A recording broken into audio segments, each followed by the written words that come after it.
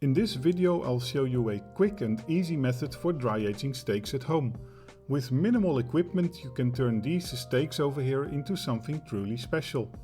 Dry-aged steak has a unique and concentrated flavor that develops over time. The dry aging process not only intensifies the natural beef taste, but it also enhances the texture of the meat, making it more tender. This results in a rich and complex flavor profile, often described as nutty or earthy and with subtle notes of sweetness. Here's what you'll need for dry aging at home: a good quality kitchen knife, a cutting board, stainless steel cooling or baking racks with a drip tray, coarse-grained sea salt or Himalayan salt, and of course space in the refrigerator. Yesterday I bought about 12 pounds of meat from the butcher, and this is well over a week's worth of meat for me. Most of it will be dry aged this time, while some is stored in the freezer. Let's start by cutting the meat. First we got a 4-pound flank steak, which I divided into 4 equal meal-sized slices, each weighing about 1 pound. Next I took 4 pounds of beef brisket and divided it into 3 pieces, removing small parts for aesthetic purposes. Finally, the centerpiece of this week's meat haul is a 4.5 pounds ribeye, and I divided this one into 4 equal slices, each about 1.7 inches thick. Now that all the meat has been cut, we can prepare it for dry aging, and we'll start with the ribeye steaks. To begin, take a large dinner plate and cover it with a generous amount of coarse-grained salt. Before salting the steaks, however, pat them dry with a towel or kitchen paper to remove excess moisture. Then cover the steaks in as much salt as possible and remove any excess salt with your hands or by gently shaking the meat.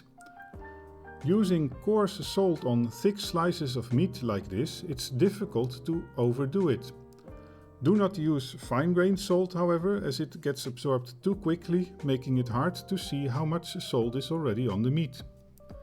As a general rule, I use the same amount of salt as I would for a well-salted cooked steak, plus a bit more since some of the salt will be lost with the water dripping from the meat.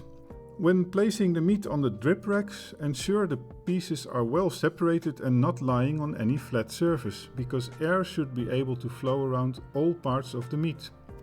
Now that everything is done, the racks can be placed in the refrigerator, and the lower shelves are usually cooler, thus preferred over the upper shelves. Although it's not essential, you could use a small fan to circulate the air, which will reduce temperature variations and speed up the drying process.